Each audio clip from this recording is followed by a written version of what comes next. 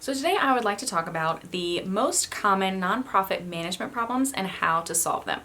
And I think they can be boiled down to three general things. The first two are kind of balance of power issues. So the first one is a rubber stamp board. The second one is a micromanaging board, and the third one is just a board that is not engaged. Now, if you're interested in this content, please consider subscribing to my YouTube channel. The first common management problem is a rubber stamp board, or essentially the executive director has too much power.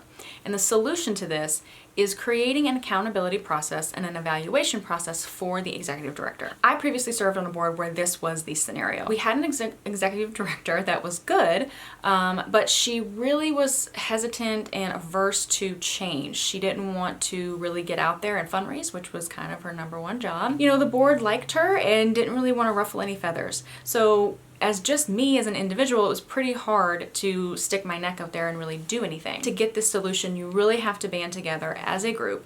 Make sure that this is about the betterment of the organization. It's not personal. Having an executive director that is held accountable is only going to make your organization better.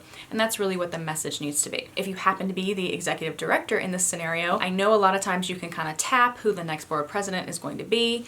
And while that's in theory okay, you really do need to make sure that you're not choosing someone that you think is just going to be a yes man or woman for you. You need somebody that'll work well with you, but that's going to challenge you from time to time. Now, the second problem is a micromanaging board. So you have the opposite balance of power that we had in the previous scenario. And a lot of times the micromanaging board doesn't even realize what they're doing, but nevertheless the effect is still the same. The executive director is constantly running down ideas and problems and things that the board is throwing at her all the time, so she doesn't really have time to do anything strategic, and that's a problem. The solution to that is board training. A micromanaging board is usually a byproduct of a disorganized board or just a lack of leadership. And the good news is board training is going to really help solve that problem. The third problem is an unengaged board. And that usually happens when one of either of these two extremes is present. Either the board doesn't have enough work to do, or they have way too much work to do. The solution is to hold your board members accountable, and when you need to, get better board members. So to be more specific, if you have a board that doesn't have enough work to do, let's say you have an executive director and staff who is not delegating anything, they're not really sharing any of the responsibilities or tasks with the board. Sometimes the board president can do this as well. That's a problem because, you know, people typically serve on boards because they want to help, right?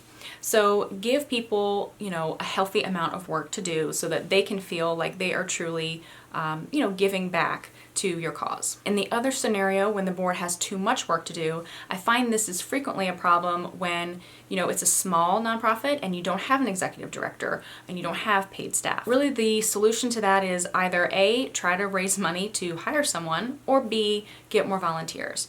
So you want to make sure that, you know, people are happy to be part of your organization. You don't want them feeling overworked and, you know, burnt out. So that wraps it up for the most common nonprofit management problems and solutions.